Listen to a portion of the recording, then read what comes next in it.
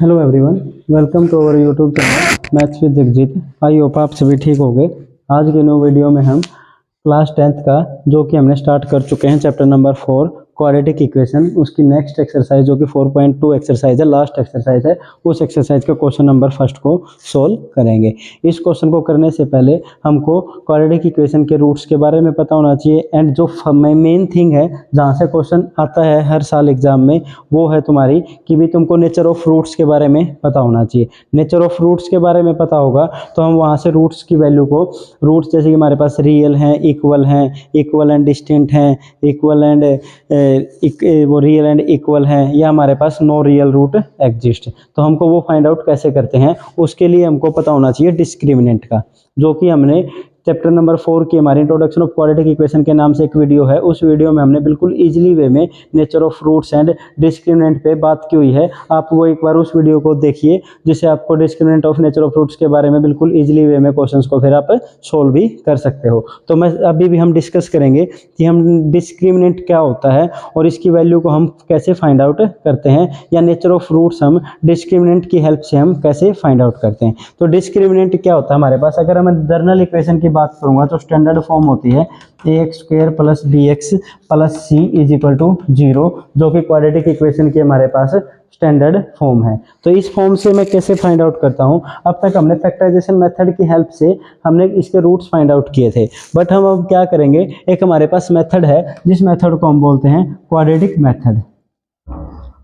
Quadratic method, इस method की help से भी हम क्या कर सकते हैं, रूट्स को बिल्कुल इजीली वे में फाइंड आउट कर सकते हैं। यहाँ से जो मेरे x के जो रूट्स की वैल्यू आएगी वो क्या आएगी, -b plus minus b² minus 4ac divide by 2a, जो कि क्वाड्रेटिक इक्वेशन के ये हमारे यहाँ से x की 2 वैल्यूज आएगी, उन वैल्यूज को हम क्या कहेंगे 2 रूट्स आएंगे। इस यहाँ से हम फाइंड आउट कर सकते हैं वेयर a क्या है कोफिशिएंट ऑफ x², b क्या है हमारे पास coefficient of x and c is a constant term है। तो हम बात करते हैं हम नेचर ऑफ रूट्स की, कि हम यहाँ से कैसे डिसाइड कर सकते हैं कि वह नेचर ऑफ रूट्स हमारा रियल होगा या रियल नहीं होगा। तो हम वो डिपेंड करता है, टोटली डिपेंड करता है इस वैल्यू पे, जो कि वैल्यू क्या है b² माइनस 4ac, ये वैल्यू होती है हमारी डिस्क्रिमिनेंट।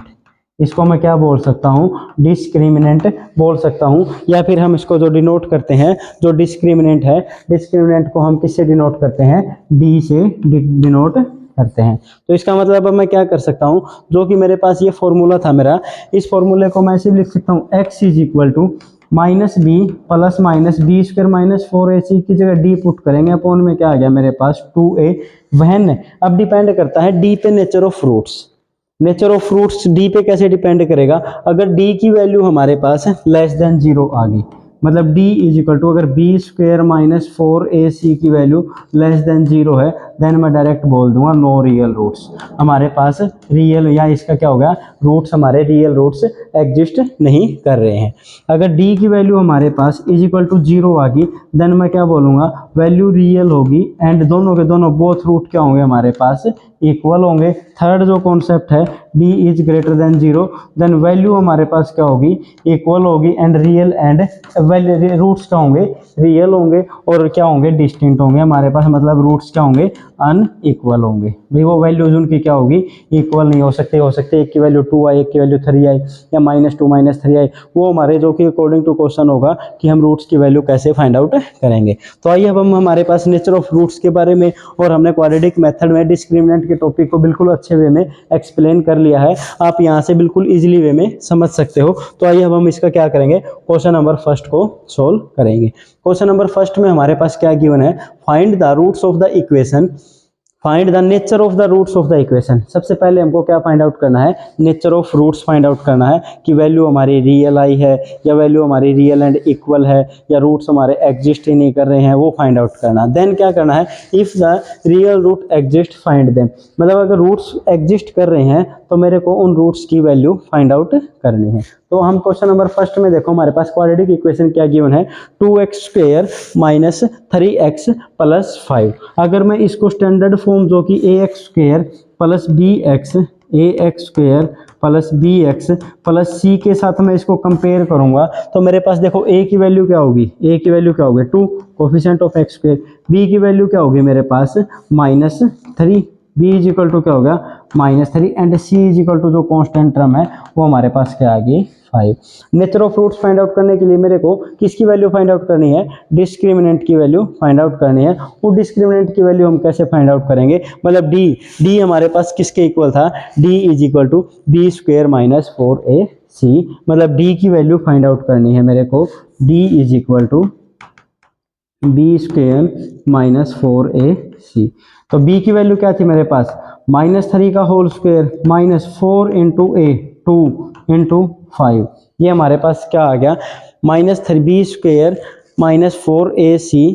तो ये हमारे पास b की वैल्यू क्या है, -3 का होल स्क्वायर करेंगे मेरे पास क्या आ गया 9 -4 इंटू 2 इंटू 5, जो कि 9 -4 इंटू 2 8 इंटू 5 क्या हो गया 40 is equal to -31 is equal to क्या आ गई लेस देन 0, क्योंकि -31 नंबर हमारे पास क्या आ गया लेस देन 0। लेस देन 0 के लिए हमारे पास क्या कॉन्सेप्ट था, देखिए अभी हमने जस्ट सोल्व किया था, अगर d is equal to less than 0 है देन रूट्स क्या होंगे हमारे पास, नो रियल रूट्स होंगे। इसका मतलब इसके रूट्स हमारे पास क्या होंगे, एग्जिस्ट ही नहीं कर रहे हैं।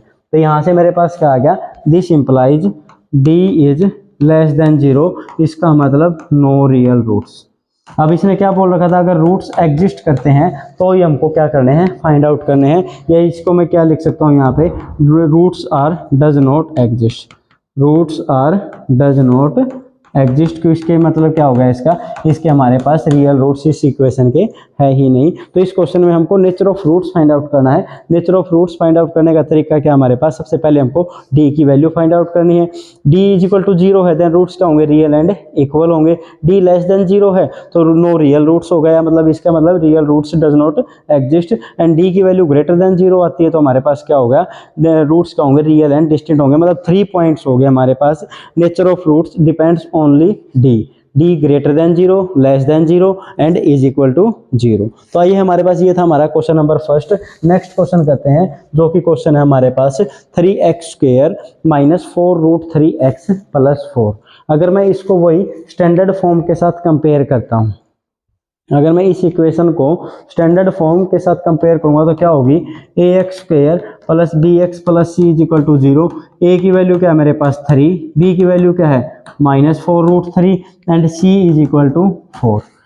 Nature of roots it depend on only d is equal to क्या है b स्क्वायर -4ac, b की वैल्यू क्या है -4 रूट 3 का होल स्क्वायर -4 इंटू 3 इंटू 4। अगर माइनस माइनस का स्क्वायर करेंगे प्लस आएगा 4 रूट 3। 4 रूट 3 में देखो कई बार स्टूडेंट्स क्या मिस्टेक करते हैं इस क्वेश्चन का, अगर रूट स्क्वायर फाइंड आउट करना है, मोस्टली स्टूडेंट्स को पता है स्क्वायर से रूट कैंसिल आउट होगा, बट वो क्या कर देंगे 4 इंटू 2 12 करेंगे, जो कि हमारा रॉन्ग है। मतलब 4 रूट 3 का अगर स्क्वायर कर रहे हैं, इसका स्क्वायर करूंगा तो मेरे को 4 का स्क्वायर भी करना है और रूट 3 का भी स्क्वायर करना, रूट से कैंसिल आउट 16 इंटू 3 हमारे पास क्या आ गया 48। अगर मैं ये करूंगा सोल्व तो ये क्या आ गया मेरे पास 48 माइनस 4 इंटू 3 12 इंटू 4 करेंगे क्या होगा 48, 48 माइनस 48 इज इक्वल टू 0। अब हमारे पास जो हमने किया था d की वैल्यू अगर इज इक्वल टू 0 आती है तो रूट्स क्या होंगे, रियल होंगे एंड इक्वल होंगे। इसका मतलब मैं यहाँ पे क्या लिख सकता हूँ, roots are real and equal, roots are equal and real. अगर मेरे पास रियल एंड इक्वल आ गया, अब मेरे को क्या फाइंड आउट करना है, रूट्स की वैल्यू फाइंड आउट करनी है। अब रूट्स की वैल्यू हम कैसे फाइंड आउट करेंगे, जो कि हमारा मेथड था क्वाड्रेटिक मेथड था। आप इस क्वेश्चन को फैक्टराइजेशन मेथड से भी कर सकते हैं, बट वहां से अब ये क्वेश्चन क्या होगा, अगर nature of roots find out करने हैं तो क्वाड्रेटिक मेथड ही यूज करना, क्योंकि अब अगर यहाँ से मैं अगर क्वाड्रेटिक फैक्टराइजेशन मेथड यूज करूंगा तो मेथड हमारे लिए क्या होगा, लेंथी होगा। इसलिए मैं कौन से मेथड का यूज करूंगा, क्वाड्रेटिक मेथड का यूज करूंगा। क्वाड्रेटिक मेथड का रूट्स फाइंड आउट करने का फॉर्मूला क्या था, -b plus minus B square -4ac divide root divide by 2a। अब इसकी वैल्यू क्या आ गई, देखो बी स्क्वायर -4ac की 0।